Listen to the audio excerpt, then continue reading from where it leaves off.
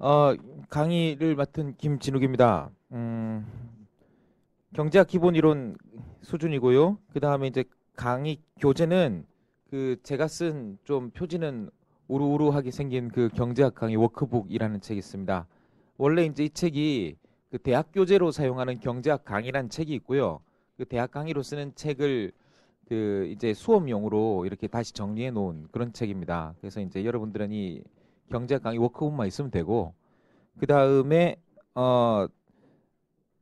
이 책에는 문제가 별로 없어요. 그래서 이 책에는 문제가 별로 없어가지고 문제를 만약에 좀 풀고 싶은 학생이 있으면 객관식 경제학 강의라고 책이 따로 있습니다. 책이 따로 있어가지고 그 객관식 책을 뭐 따로 준비하셔도 좋겠습니다.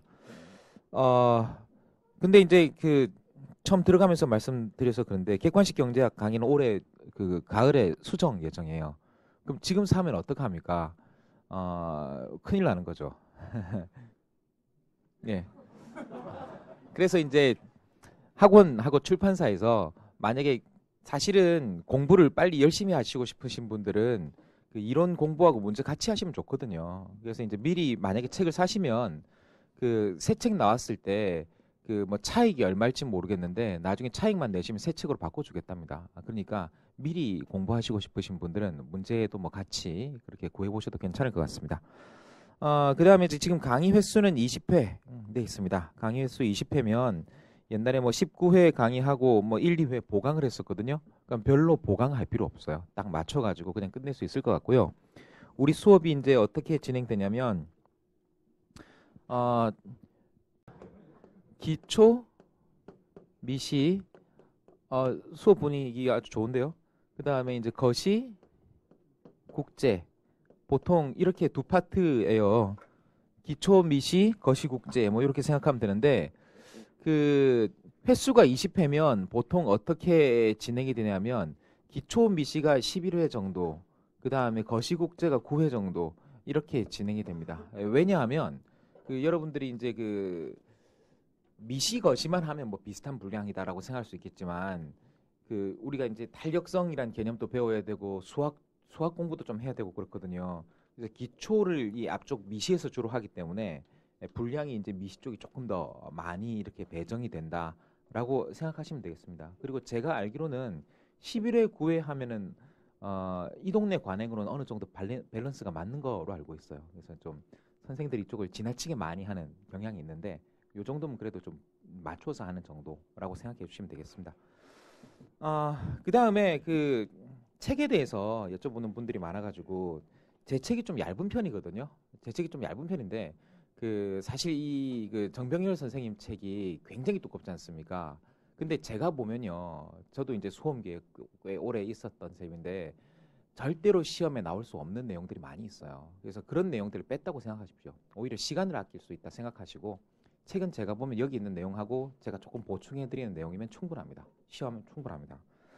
자, 그 다음에 이제 그 미리 말씀드리는 건요. 최근 출제 경향을 보아서 경제학을 그렇게 여러분들이 무시할 수 있는 과목이 아니거든요. 그리고 경제학을 공부 잘하면 그 뭐 다른 과목들 뭐 재무 관리나 이런 과목에도 도움이 되거든요. 그래서 이제 여러분들이 경제학을 지금 뭐 후반기 가서 하지라고 생각하시는 분들도 있을지 모르겠는데 그렇게 하지 마세요.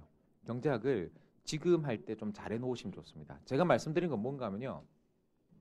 공부를 두 번, 세 번 한 사람들 보면은 그 좀 잘 하잖아요. 공부를 오래 한 사람들이 점수가 잘 나오잖아요. 그 이유가 뭔가 하면은 사실은 그 여러분들 그 머리가 새로운 것을 받아들였을 때 그 딱 받아들여 가지고 자기가 쓸 수 있을 때까지 시간이 들어요. 그래서 여러분들 경험해 보셨을지 모르겠는데 뭔가 밤에 공부하는데 이해가 안 돼요.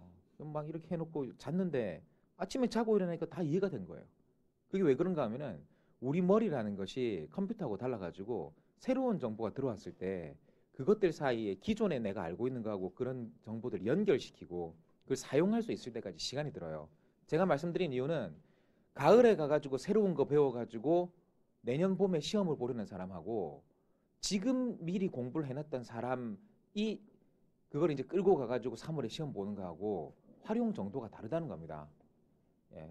훨씬 많은 걸 배워도 조금 일찍 공부한 사람들이 그게 머리에 빨리 들어가 있어가지고 그걸 잘 쓸 수 있어요. 그래서 이제 야 뭐 중급 회계만 해도 힘들어 죽겠는데 나는 개인적으로 김기동 선생님을 존경해 해가지고 죄송합니다 분이요 이렇지. 이제 회계만 잘하자 하고 하지 마시고 경제학 좀 신경 써주셨으면 좋겠다라는 그런 생각입니다.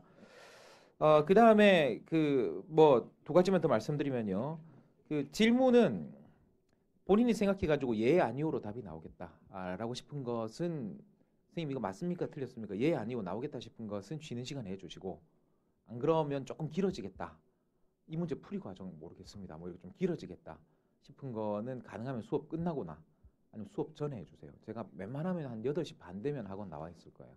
그러니까 질문은 짧은 거는 쉬는 시간에 긴 것은 수업 전후에 이렇게 해주시고 그 다음에 그 경제학 하려면 여러분들이 이제 수학을 잘해야 돼요. 수학을 잘해야 된다는 건 뭔가 하면 경제학에서 사용하는 수학이 많지는 않아요. 수학을 잘해야 된다는 게 수학의 범위가 이렇게 막 많아가지고 많은 걸 알아야 된다는 게 아니고 경제학에서 쓰는 수학은 아주 기초적인 걸 가지고 활용을 많이 합니다. 그래서 이제 그 과학, 이제 자연과학이나 공학하는 학생들이 이제 경제학 하는 걸 보면 사용하는 수학은 진짜 초급 수학인데 야, 그 초급의 수학을 가지고 참 이렇게 저렇게 잘 쓰는구나 라는 그런 이야기들을 해요. 그러니까 수학을 많이 할 필요는 없지만 수학을 좀 잘해야 됩니다. 그래서 수학 관련된 내용들 여러분 보충 자료 나눠드렸죠? 그래서 그 내용들을 필요할 때마다 제가 할 거예요. 그래서 오늘 아마 파트 1을 하고 그 다음에 뭐 또 이따가 파트 2, 3 뭐 이제 하고 뭐 이런 식으로 할 건데 만약에 여러분들이 그 수학을 좀 많이 공부하고 싶다. 나는 이제 재무 관리도 있고 하니까 수학 좀 제대로 공부해 놓고 싶다. 지금 애인하고 사이가 안 좋은데 이거 수학 공부하면서 좀 풀어야 되겠다. 말도 안 되죠. 그런 분들이 있으시면 저희 학원 홈페이지에 그 제가 그 이틀짜리 그 무료 수학 특강 해놓은 게 있어요. 조금 어려운 수준까지 했는데 그 이상은 필요하지 않습니다. 절대로 그 이상은 안 들어가고 하니까 수학을 좀 잘해보겠다. 재무 관리까지 고려해가지고 좀 많이 해보겠다. 라고 생각하시는 분들은 그 학원 홈페이지에 있는 그 무료 특강 한번 들어주셔도 괜찮겠습니다. 들을만 할 겁니다. 그때만 해도 제가 지금보다는 좀 외모가 나았기 때문에 그때가 좀 괜찮았습니다. 자, 경제학 바로 들어갑니다. 제 1장 돼 있는데요. 저 보시면 아시겠지만 그 1장 여기서는 시험 안 나오겠죠. 경제학의 이해 뭐 이런 데서 무슨 시험이 나오겠습니까? 근데 이제 그 어차피 우리가 경제학을 공부하게 됐으니까 경제학 여러분 코스가 여러분들 뭐 대학에서도 한번 들었든지 아니면 어디 딴 데서 공부하셨든지 한 번은 그래도 조금이라도 봤을 가능성이 있을 거라고 생각하는데 경제학이 뭐냐라고 하면 경제학이라는 것은 그 한 사회가 자원을 관리하는 것과 관련된 그런 학문이다라고 이야기를 해요. 자원을 관리하는 것과 관련된 학문이라고 하는데 문제는 뭔가 하면 원래는 경제학이 그게 이제 시장 경제하고 통제 경제가 있거든요. 시장 경제하고 이제 정부가 통제하는 경제가 있는데 지금은 정부가 통제하는 경제는 거의 사라졌어요. 몇 개 안 남았어요. 그렇기 때문에 여러분들은 뭐라고 생각하면 되냐면 경제학이라는 것이 시장과 시장에서 나타나는 현상에 대한 학문이다. 그러니까 시장을 공부하는 것이다 라고 생각하시면 되겠습니다. 그래서 경제학이라는 것이 기본적으로 시장을 공부하고 시장에 좀 울립니다. 너무 크게 하셨어요. 시장이 가진 한계를 정부가 조금 메워주는 그런 역할을 하는 것이다 라고 생각하시면 되겠습니다. 경제학은 기본적으로 그 시장에 대한 그런 학문이다 생각하시고 이게 이제 개기는 거예요. 제가 싫은 거죠. 자, 그 다음에 몇 가지 이야기만 드릴게요. 그 다음에 이제 희소성의 문제 뭐 이런 말을 들어보셨을 겁니다. 희소성도 옛날에는 어려운 말이었지만 지금 뭐 사람들 사이에 거의 일상 용어처럼 사용되고 있습니다. 자원이 희소하기 때문에 우린 선택의 문제에 직면하고요. 그 선택의 문제에서 뭔가를 선택했을 때 포기한 다른 것을 우리가 기회비용이라고 합니다. 기회비용도 이제 일상어처럼 사용되죠. 그렇죠? 예, 일상 용어처럼 사용되니까 여러분들이 다 잘 아실 거라고 생각합니다. 경제학의 3대 문제 뭐 이런 거 이제 더 이상 시험 잘 안 나올 것 같습니다. 옛날에 폴 사무엘슨이라는 사람이 쓴 책이 경제학 지배하던 시절에 그분 책에 보면 경제학의 3가지 문제가 무엇을 어떻게 누구를 위하여인데 세 번째 누구를 위하여만 동그라미에 놓으시고요. 이 3가지 중에 기본적으로 그 소득 분배하고 좀 관련이 있는 게 뭐냐라고 하면 우리가 이제 누구를 위해 생산할 것인가라고 하는 게 시험에 잘 나왔었어요. 근데 지금은 이제 잘 안 나와요. 그러니까 옛날에 나왔었다. 는 정도만 체크하시면 되겠습니다. 다음 페이지 넘어가면요. 간단한 경제 모형에 대한 이야기가 나옵니다. 모형 이야기는 잠시만 하겠습니다. 모형이 뭔가 하면 그 모형의 성격 보세요. 두 번째 꼭지 보시면 경제 모형은 현실을 좀 더 잘 이해하기 위해서 현실을 단순화시키는 과정을 통해 구성된다. 예를 들어 볼게요. 건축학과 다니는 학생들이 건축 모형을 만들어요. 건축 모형. 집을 다 짓고 그 막 배관까지 원래 실제로 집을 만들면 이제 배관도 하고 난방도 하고 막 해야 될 거 아닙니까? 근데 그렇게 막 실제로 다 하다 보면은 내가 지금 뭘 하고 있는지 모른다고요.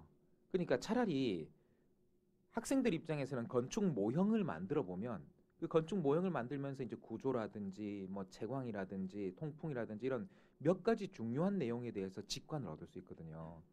비행 모형도 마찬가지예요. 항공학과 다니는 학생들이 처음부터 비행기 만드나요? 아니잖아요. 모형 비행기를 만들어 봄으로써 굉장히 단순화된 모형을 만들어 봄으로써 비행과 관련된 직관을 얻을 수 있다고요. 경제 모형도 마찬가지입니다. 그러니까 실제의 경제라는 것은 굉장히 복잡하지만 복잡한 걸 그대로 두면은 우리가 아무것도 몰라요. 그렇기 때문에 실제의 경제를 그대로 두지 말고 그걸 매우 단순화시킴으로써 오히려 그 안에 숨어 있는 직관들, 중요한 통찰력들을 이끌어낼 수 있도록 만드는 것. 이 모형이라고 생각하시면 되겠습니다. 그러니까 모형의 그 핵심은 뭐예요? 모형의 정신은 단순화입니다. 그 단순화하는 과정에 이제 우리가 말을 좀 쓰기도 하고 말을 사용해서 단순화하기도 하고 그 다음에 수식을 사용해서 단순화하기도 하고 그 다음에 그림을 사용해서 단순화하기도 하는데 아마도 여러분들이 경제학 그 원론을 처음 배우는 과정에서는 이 그림이라는 도구가 굉장히 이 도구가 그 힘이 있을 거예요. 그 그림이 굉장히 유용할 것이고 나중에 시험 문제를 풀어갈 때는 그림 못지않게 수식도 중요하게 그렇게 작용될 겁니다. 그래서 사실은 이제 우리 시험 문제 말 문제 계산 문제, 뭐 그림 문제 다 나와요. 다 나오는데 실제로 이제 예전에 비하면 말 문제 비중이 조금 줄고 가면 갈수록 사실은 이제 식을 계산 문제하고 그 다음에 그림을 쓰는 문제 같은 게 조금씩 늘고 있습니다. 여하간에 뭐 이렇게 이제 모형이라는 것이 현실을 단순화시킨 것이다라고 생각하시면 되겠습니다. 여기쯤 해가지고 경제학자들이 이제 모형이라는 개념을 가르친 다음에 그럼 대표적인 모형들이 어떤 것이 있는가라고 하면서 딱 두 가지를 소개를 해요. 그 중에 첫 번째가 뭔가 하면 뭐 이제 객관식 시험 40개 나오면 딱 이제 1번 문제로 주로 이제 가끔 나오는데 그게 이제 생산 가능 곡선이란 거예요. 생산 가능 곡선. 생산 가능 곡선의 개념은 한 경제가 주어진 기술과 잘 들으세요. 주어진 기술과 주어진 자원 밑줄. 주어진 기술과 주어진 자원. 예, 주어진 기술과 주어진 자원. 생산할 수 있는 최대한의 조합. 생산할 수 있는 최대한의 조합. 그러면 생각하세요. 생산 가능 곡선은 주어진 기술과 주어진 자원에서도 주됐죠. 그러면 자원이나 기술이 변하면 생산 가능 곡선이 그대로 있겠어요? 생산 가능 곡선이 변하겠어요? 생산 가능 곡선이 변합니다. 이해가십니까? 그래서 생산 가능 곡선을 변화시키는 요인이 뭐냐라고 하면 주어졌다고 가정되었던 이 기술이나 자원이 변하면 된다. 이렇게 이제 접근하는 건데, 자, 우리가 대부분 이제 생산 가능 곡선을 보통 이렇게 그립니다. 이 그냥 들어보세요. 나중에 들으면 이건 유치한 이야기들입니다. XY라고 해가지고 우리가 이제 소비할 수 있는 상품을 X, Y 둘로 나타내 볼게요. 이게 이제 모형이죠. 왜냐하면 실제 우리가 소비할 수 있는 상품은 한두 개예요. 무수히 많아요. 무수히 많습니다. 이해가십니까?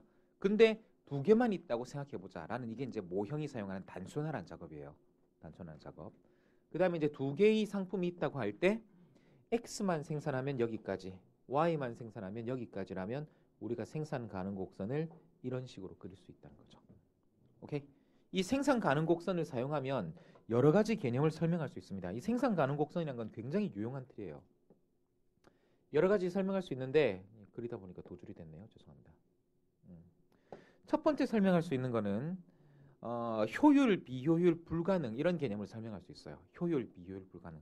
근데 그림을 그리다가 좀 이상해졌는데 뭐 지금 이렇게 돼 있는 거거든요. A 점, B 점, C 점, 그 다음에 D 점, 그 다음에 뭐 E 점, 뭐 요 정도 돼 있는 것처럼 생각하면 돼요. 그럼 만약에 여러분들이 A, B, C, D, E 중에 5점 중에 만약에 5점